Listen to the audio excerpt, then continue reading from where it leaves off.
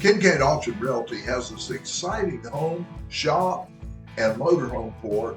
Wauchula, Florida is a centrally located community just east of Bradenton, Sarasota area. This property is suitable for the hobbyist or person who wants a home-based business with a large shop or warehouse. The 3-bedroom all-steel home built in 2007 features 3,420 square feet under roof with 1,980 square feet of living area. It has 3 spacious bedrooms, modern convenient kitchen, and open living and dining room area. It is an all-steel structure, complete with removable storm shutters, a 2-car garage, all concrete driveway.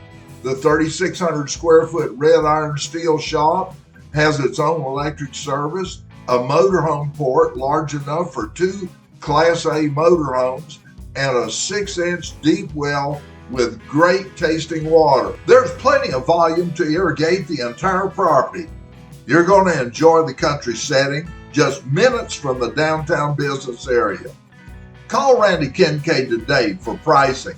Boy, you're going to be surprised at how affordable it is. I don't believe this property is going to be on the market for long, so do not tarry. Schedule an appointment to take a look at it today. Call 863-666-1977.